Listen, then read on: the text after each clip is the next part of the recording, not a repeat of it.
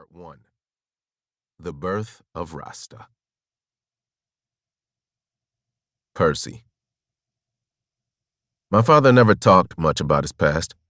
He would talk about New York or Africa or France, and we never doubted that he knew all those places. But he never revealed much about his personal life there.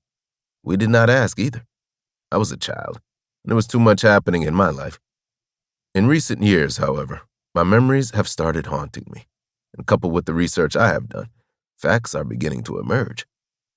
Leonard Percival Howell was born on June 16, 1898, in the remote village of Redlands in the parish of Clarendon, Jamaica, then a British colony.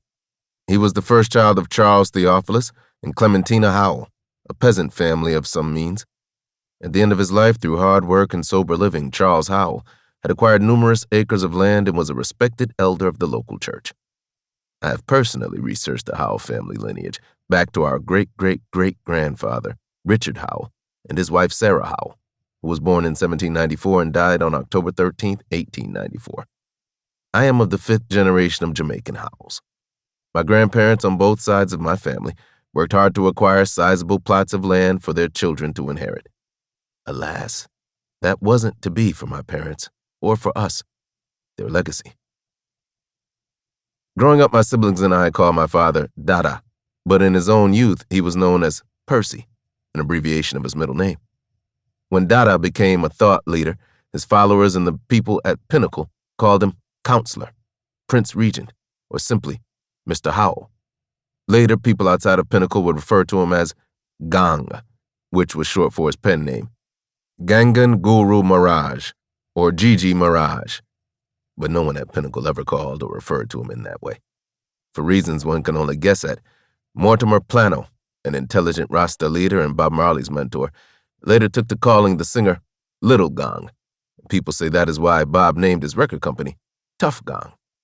But when you hear someone refer to my father as Gang, you know that this person is not a Howellite.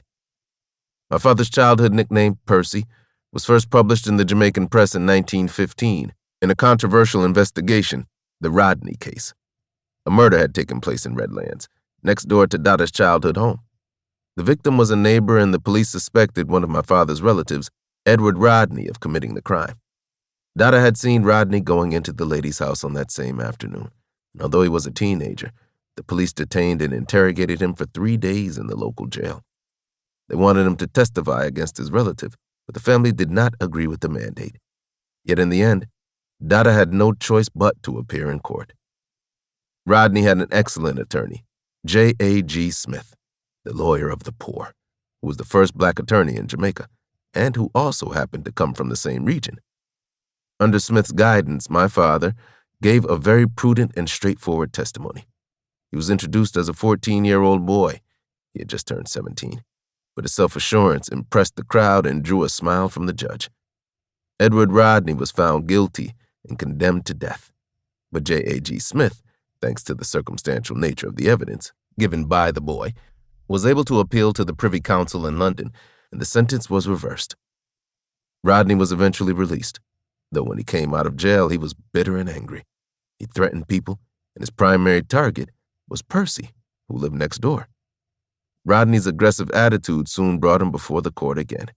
Something ugly was bound to happen, so my grandmother decided that the boy had better leave. At the age of 19, my father went into exile, leaving Jamaica, its beautiful hills, and its brutal police. We seldom went to the parish of Clarendon, and I do not know much about my father's time living there. I do remember going there on a couple of occasions when I was very young, maybe 5 years old.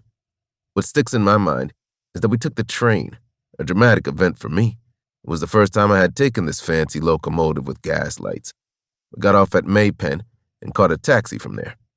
You could not drive up to the house my father had inhabited, so we had to walk up a steep, steep hill. When my father left Jamaica at the end of 1917, World War I was in full swing. It is believed that, like thousands of men in Jamaica and other British territories, Dada enrolled in some service to help his mother country, England, fight the evil Germans for the freedom of the world, as all Jamaicans were supposed to believe. He often told the stories of the slaughter, of the terrible experiences these black soldiers endured in World War I, especially South Africans who were not